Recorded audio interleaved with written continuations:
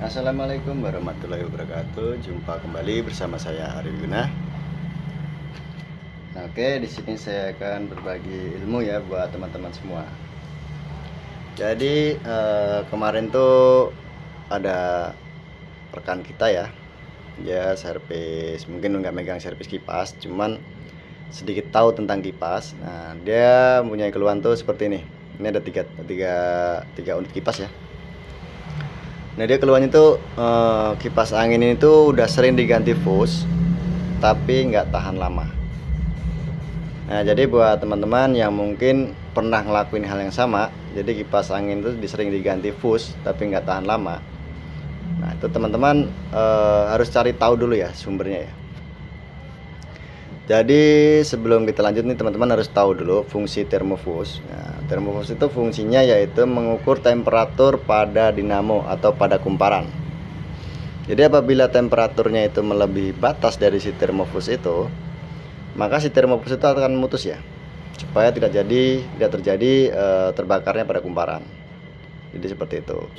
Jadi penyebabnya termofuse itu mati itu karena si dinamo ini overheat. Nah, untuk penyebab overheatnya sendiri, nah teman-teman harus tahu ya, atau wajib tahu. Nah, teman-teman bisa cek di bagian asnya terlebih dahulu. Kalau asnya ini berat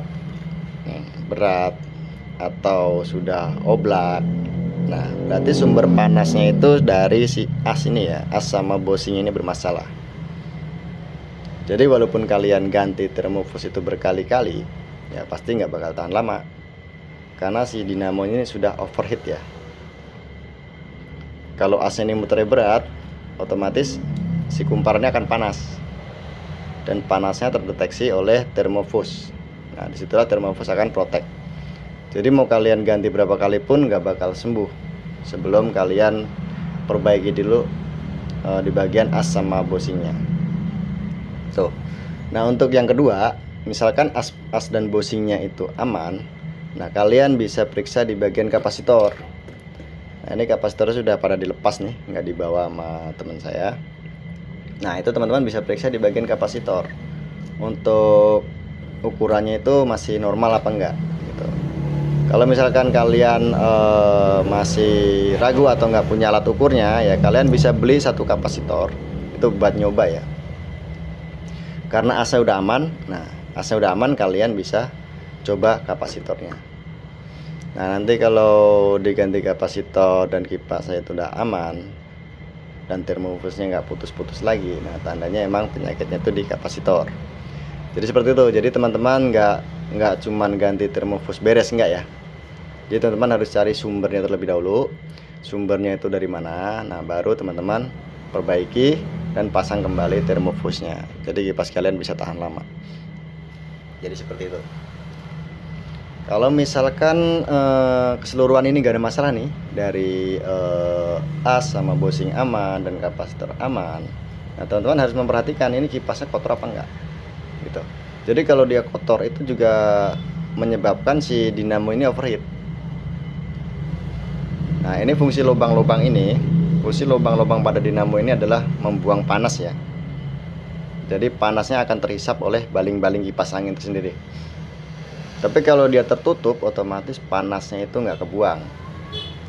Timbullah overheat pada kumparan atau pada dinamonya. Jadi nggak sembarangan ya saat ganti termofuse itu ya. Nggak hanya sekedar ganti beres, nggak ya. Jadi kalau misalkan termofuse kalian itu mati atau kipas kalian itu mati, kalian harus periksa dulu atau cari dulu sumbernya. Sumber panasnya di mana, baru lakukan perbaikan. Soalnya kalau kalian hanya ganti termofus itu berkali-kali ya, sama aja ya, buang-buang waktu ya. Jadi yang kalian harus ketahui itu yaitu permasalahannya dulu, cari penyakitnya dulu, baru diperbaiki. Di istilah kedokteran, cari penyakitnya baru diobatin, seperti itu. Oke. Jadi buat teman-teman yang mempunyai pengalaman sama dengan rekan saya ini, ya kalian bisa ngikutin langkah-langkah yang tadi saya bilang ya. Jadi teman-teman cari dulu sumber panasnya dari mana. Kalau sudah ketemu, kalian ganti kerusakannya, baru kalian pasang termofos yang baru, seperti itu. Jadi nggak asal masang ya, soalnya kalau kalian pasang juga percuma, nggak bakal tahan lama, seperti itu. Ini ada 3 unit sama semua keluhannya. Jadi diganti termofos itu paling lama ya 2 minggu paling lama. Berarti kalau saya bilang ada permasalahan ada permasalahan pada asam businya. Itu menurut tangkapan saya. Karena apa? Karena saat habis diservis itu kan dioliin. Nah, selama oli itu masih ada, ini asnya akan enteng ya. Nah, nanti pas olinya sudah habis, baru dia berat karena sudah ada cacat atau baret pada asam businya itu. Jadi seperti itu. Oke. Jadi mudah-mudahan video saya kali ini bermanfaat buat teman-teman semua. Buat teman-teman yang mau bertanya lebih lanjut, bisa tulis di kolom komentar ya, nanti akan saya jawab. Oke. Mungkin cukup sekian teman-teman video dari saya.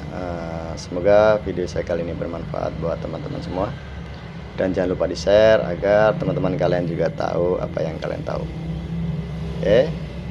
Sekian dan terima kasih.